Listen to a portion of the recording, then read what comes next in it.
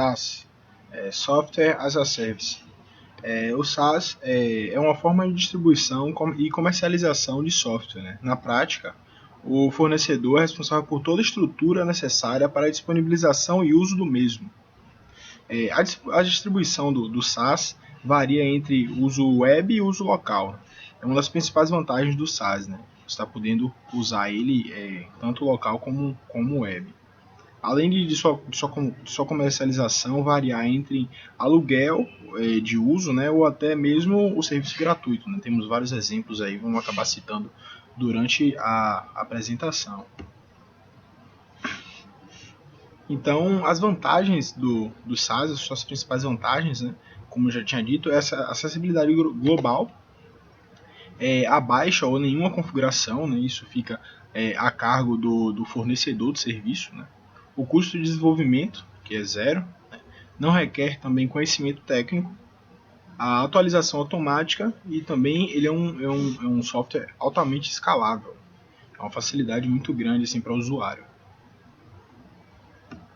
Falando um pouco sobre os exemplos, né? Os exemplos de SaaS, por exemplo, aí o Conta Azul, né? Que é um sistema para gerenciamento, né?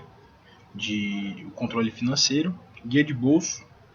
Temos também o Netflix, que hoje é um serviço de streaming de vídeo, muito usado aí, muitas pessoas, né? Usam eles para estar assistindo filmes, séries. Ele também é usado no estilo de aluguel, né? O Uber, né? Também é um outro bom exemplo, tem sido bastante discutido aí. E Run IT, né? Mais um exemplo do SaaS. Outros exemplos também não mostrados na nossa apresentação é o Waze, né? É o Google Drive também, que são bastante utilizados, principalmente pelos universitários. Agora, dando continuidade, falando sobre a parte de interoperabilidade, vamos primeiro fazer a definição do que se trata isso, né? O que seria isso? A interação entre o SaaS e o DaaS e como é que eles podem se conectar, né? Como é que eles podem interagir, como é que um SaaS pode solicitar informações de um DaaS e o que é necessário para que eles possam ter essa relação. Então, no caso, uma definição para a interoperabilidade seria a comunicação entre esses sistemas de modo que haja um alinhamento na conexão entre eles, principalmente com relação a como interpretar a resposta dada pelo DaaS e como que o SaaS se conectaria a ele, né? Então, a gente tem alguns exemplos de protocolos de comunicação. Então, primeira coisa que o SaaS precisaria saber, né? Que como que o DaaS que ele está acessando dá suas respostas, né? Prover suas informações de acordo com os métodos que são estabelecidos, que existem na internet, né? Mas cada um pode escolher a sua forma de prover esses dados. Então, a gente tem alguns como o REST, né, que mais comumente provê informações no formato JSON. A gente tem o SOAP, que mais comumente provê informações no formato XML, e o RPC, que provê informações no formato Thrift. Então, falando de cada um deles, o JSON ele basicamente provê informações no formato chave-valor, certo? Então, ele dá um retorno de informações, né? E aí ele organiza os dados que estão sendo retornados basicamente dessa forma, retornando em cada atributo o valor dele. Já no XML é construída uma árvore de informações com, inclusive, alinhamento entre elas, né? Então, você pode construir relacionamento entre os dados. E o RPC é uma tecnologia muito usada na implementação de modelo cliente-servidor em computação distribuída. Uma chamada de procedimento remoto, no caso, é iniciada pelo cliente enviando mensagem para um servidor e o mesmo pode executar esse procedimento. Então a gente pode ver que existem alguns padrões já estabelecidos na internet de como um DaaS pode fornecer seus dados, né? Esses padrões são flexíveis, fica a critério de quem desenvolveu a plataforma fornecer ele de tal forma, de tal maneira.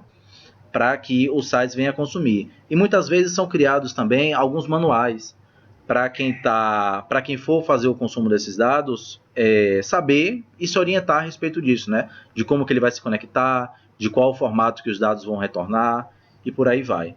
Então a gente trouxe um exemplo de interoperabilidade, onde a gente trouxe duas aplicações que estão disponíveis na internet, que seria, no caso, o Waze e o Onde Foi Roubado, né?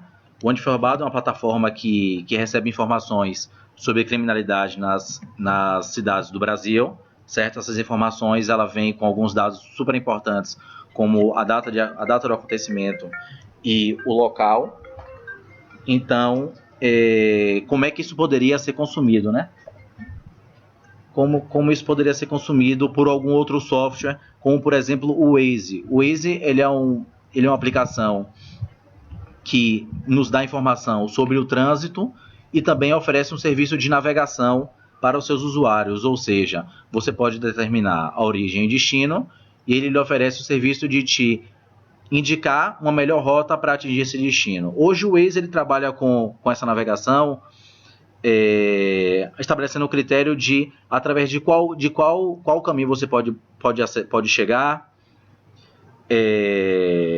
através da distância mais curta a ser percorrida e também da intensidade do tráfego, ou seja, ele lhe diz como você chegar a determinado lugar mais rapidamente, com informações que ele já tem, que são passadas por seus usuários.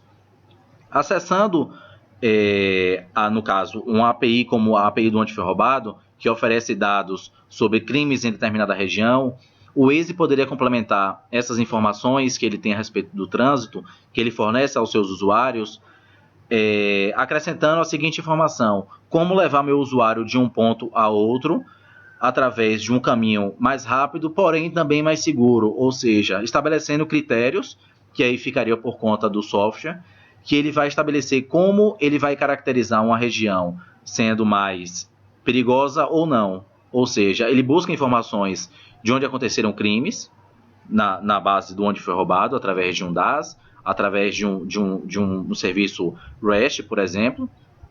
Com essas informações, ele vai ter geolocalizadamente os locais onde acontecem crimes, e dali ele pode estabelecer critérios. Se existe uma densidade muito grande de crimes em determinada região por onde uma via passa, ele pode mudar a rota do seu usuário para que ele chegue a determinado local, ainda por um caminho mais rápido, mas também mais seguro, o que é muito importante.